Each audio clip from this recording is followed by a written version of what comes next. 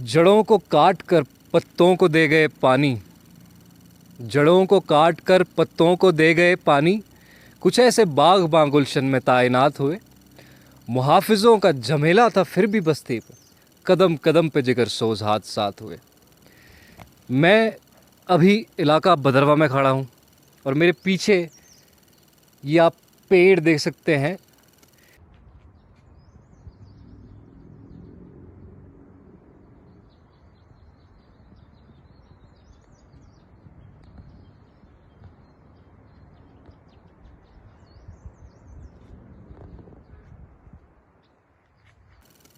ये cedar would है, ये देवदार का पेड़ है जो भद्रवा का इलाका इस लकड़ी के लिए, इस पेड़ के लिए बहुत ज़्यादा जो है फेमस भी है। और ये ट्रेजर भद्रवा के इलाके को जो है ऊपर वाले की तरफ से मिला है।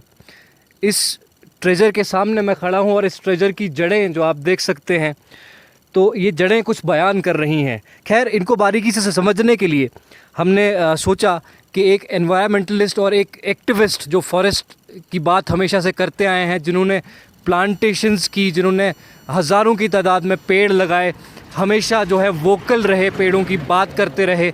भद्रवा में डिफॉरेस्टेशन के ख़िलाफ़ भी इन्होंने कोशिशें अपनी जो है की। उसके बाद प्लांटेशन में ज़्यादातर इनका ध्यान रहा।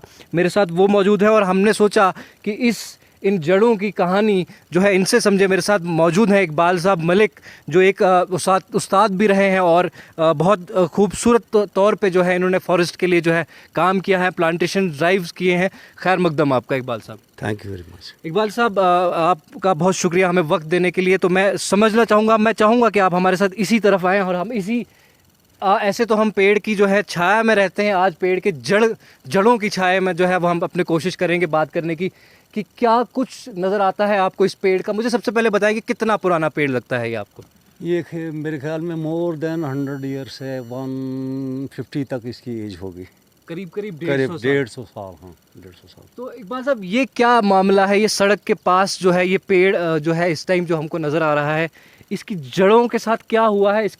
इसकी बुनियाद को कुरेदने की कोशिश नज़र आती है यहाँ पे। ये तो आप देख रहे हैं कि कुछ ऐसे लोग जिन्हें क्या कहते हैं, लकड़ी की ज़रूरत होगी या बालन की ज़रूरत होगी, उन्होंने इसको खाली किया है। वक्त आने पे क्या होगा, जब रेनी सीज़न होगा तो इसकी जड़ें जो हैं कमज़ोर पड़ जाएंगी, साया लूज़ हो जाएगा, ये नीचे पड़ जाएगा। उनका हलवा मांडा जो जिस मकसद के लिए उन्होंने ये काम किया है, तो उनको लकड़ी भी मिलेगी, स्लीपर्स भी मिलेंगे, ये उसी इंटेंशन से। लेकिन ओवरऑल अगर आप जब देखते हैं पूरे ज़मीन के ऊपर ऐसा हो रहा है, रोड जो है पहाड़ों में बनाए जाते हैं जहाँ पे फुल ऑफ एरिया जो है फुल ऑफ फॉरेस्ट है। तो जब ऐसी रोड्स बनाए जाते हैं तो बहुत सारे जंगलात जो हैं वो काटे जाते हैं। और उससे क्या हो जाता है, जब रोड बनाए जाते थे निचली तरफ से उसको डंगे दिए जाते हैं, ऊपर की तरफ से एक रिटेनिंग वाल दी जाती है। लेकिन तब भी ऊपर से जो है फॉरेस्ट का जो एरिया है या प्लांट्स जो हैं वो नीचे डी रूट होकर नीचे गिर जाते हैं। तो ये बहुत बड़ी एक समस्या है ज़मीन के ऊपर। इससे भी क्या कहते हैं, हमारा डिफॉरेस्टेशन जो है वो ज़्यादा हो जाता है। और कहीं क्या कहते हैं, ज़मींदार लोग जो हैं या नीडी जो ग्रीडी लोग हैं, नीडी और ग्रीडी दोनों, वो क्या करते हैं कि दरख्तों को काटते हैं, थोड़ा वक्त आने पे विंड के थ्रू वो गिर जाते हैं, या समर में विंटर में क्या कहते हैं जब बर्फ़बारी होती है तो वो गिर जाते हैं, तो उनके स्लीपर्स भी बन जाते हैं और फ्यूल वुड जो है वो उनको मिल जाती है। इकबाल साहब, मैं एक चीज़ समझना चाहूँगा कि चले ठीक है, अगर नेचुरल प्रोसेस से जो है वो होता है, डिफॉरेस्टेशन करता है, पेड़ गिरता है, लेकिन ये पेड़ जिसको बनने में एक आप जैसे बता रहे हैं कि 100 से 150 साल के करीब इसकी उम्र होगी, तो इसको काटना किस हद तक जायज़ है और इसके लिए इस तरह की साजिश करना, और क्या इसको बचाया जा सकता है? अभी देख सकते हैं इस टाइम पे ये पेड़ पीछे है, क्या इसको बचाया जा सकता है? कुछ कोशिश की जा सकती है इस पर? देखिए, जहाँ तक जंगलात का कटाव का ताल्लुक़ है तो ये एक ग्लोबल प्रॉब्लम है। जहाँ जहाँ भी जंगलात जो है वो पनपता है, more than half of the forest on the earth have been cut by the people. चाहे इससे कागज़ आप बनाएं, चाहे इसे फर्नीचर वुड आप लाएं, चाहे इसे क्या कहते हैं मकानों के लिए आप इस्तेमाल इसको करें, या एग्रीकल्चर लैंड को बढ़ाने के लिए। These are some factors which are responsible for deforestation.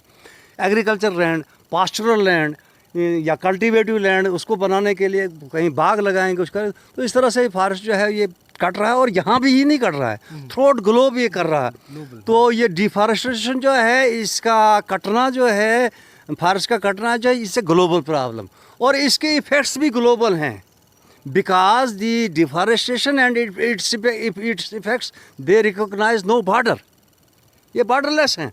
यहाँ से हवा निकलती है तो वो आपकी हवा जो है वो इंडिया में जा रही है, इंडिया से फॉरेस्ट निकल रहा है तो वो हिमालय में जा रहा है, हिमालय से निकल रहा है हवा तो अमेज़न जहाँ क्या कहते हैं वहाँ हवा जा रही है, वहाँ की हवा इधर आ रही।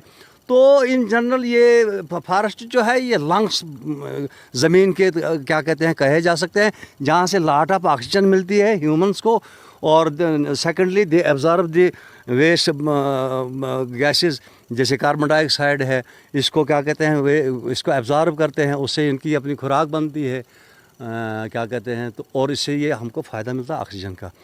दूसरी चीज़ आपने जो कही इसके बारे में, ये जो पौधा है इसको हम बचा सकते हैं, क्यों नहीं बचा सकते हैं, बचा सकते हैं। ये फॉरेस्टेशन में भी आ सकता है, फॉरेस्ट वाले इसको प्रोटेक्ट कर सकते हैं, लेकिन कहाँ कहाँ करेंगे। एक जगह अगर ऐसी बात होगी तो ठीक। अब इसमें दूसरी बात है, कुछ लोग जो हैं क्या करते हैं, पेड़ों को काट देते हैं। किसी ने कहा भाई इसको पेड़ को काट दो, उसने पेड़ काट दिया, फिर इसका जो स्टंप है इसको भी क्या कहते हैं काम में लिया जाता है, इसको निकाला जाता है, इसको क्या कहते हैं रेजन जो ऑयल है उसके काम में इसको लाया जाता है। तो many factors are responsible for. मैं समझना चाहूँगा एक तो ये टेक्निक है जिस तरह से साफ विजिबल है कि इसको कुरेदा गया है और इसको जो है अब छोड़ दिया गया है कि कब ये गिरेगा इंतज़ार किया जा रहा है। इसके अलावा क्या कुछ टेक्निक्स जो है इस्तेमाल की जाती है इस तरह के पेड़ों को जो है गिराने के लिए?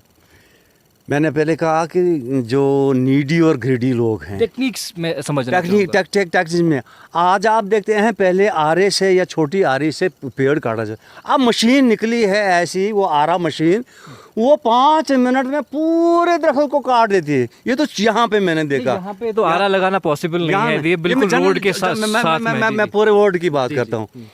एक ऐसी मशीन निकली है जैसे डोजर जैसा होता है, वो एकदम क्या कहते हैं एक पौधे को ऐसे पकड़ता है हाथ में मशीन से, तो पूरा पौधा जो है 5 मिनट, उसके स्लीपर अलहदा, उसकी ये वेस्ट अलहदा, बाकी तमाम चीज़ें अलहदा। तो ये भी एक मॉडर्न जो टेक्नोलॉजी है, इससे भी हमारे इस वन जीवन को बहुत नुकसान हो रहा है।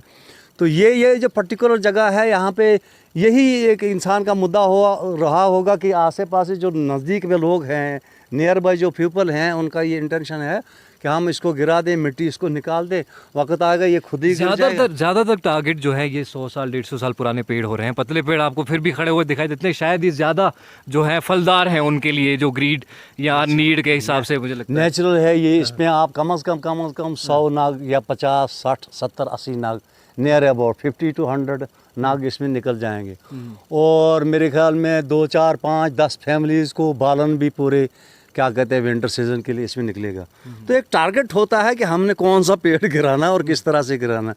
तो ये भी क्या कहते हैं काउंट करता है कि बेदर्दी से इसको मर्सीलेसली फॉरेस्ट जो है इसका डिफॉरेस्टेशन हो रहा, it's very bad for humanity. आज आप देखते हैं कोविड-19 जो है वो फैला हुआ है जी। तो ये इसी की वजह से, क्योंकि हमें ऑक्सीजन जो है बहुत कम मिकदार में लोगों को मिल रही थी। बहुत सारी अमवात जो हैं डिफॉरेस्टेशन की वजह से हो रही है, क्योंकि ऑक्सीजन बहुत कम मात्रा में हवा में आ रही है, स्पेशली इन सिटीज़। दिल्ली में आप जाओ, कलकत्ता में जाओ, बड़े बड़े सिटीज़ में आप जाओ, यहाँ क्या कहते हैं वर्ल्ड ओवर अगर आप देखोगे तो वहाँ भी ये स्कैर्सिटी ऑफ ऑक्सीजन है, this because of the deforestation. चलिए, हमसे बात कर रहे थे इकबाल साहब मलिक। मैंने आपको बताया कि एक्टिविस्ट रहे हैं, प्लांटेशंस जो है इन्होंने अपनी उम्र भर प्लांटेशंस की हैं और हमेशा जो है अवेयरनेस फैलाते रहे हैं जंगलात के बारे में, इनकी इम्पोर्टेंस के बारे में और इनको किस तरह से महफूज इनकी जो है हिफाजत की जाए। बात यहाँ पे हो रही थी इस पेड़ की, और इस पेड़ की जो जड़ें, हम अक्सर मैंने जैसे पहले कहा आपको सायों में पेड़ों के बैठते हैं, लेकिन कभी वक्त ऐसा आ गया कि हमको आज इनकी जड़ों के नीचे बैठ के जो है वो बात करनी पड़ रही है। डिफॉरेस्टेशन जिस हद तक पूरी ग्लोबली हो रही है उसका क्या खमियाजा हमको भुगतना पड़ रहा है, ये दुनिया के सामने है। नेचर अभी हील कर रही है, लेकिन अगर इस बार भी इंसानियत ने ये सबक नहीं सीखा तो शायद आने वाले वक्त में दोबारा जो है नेचर को हील होने का मौका ना मिले। शुक्रिया।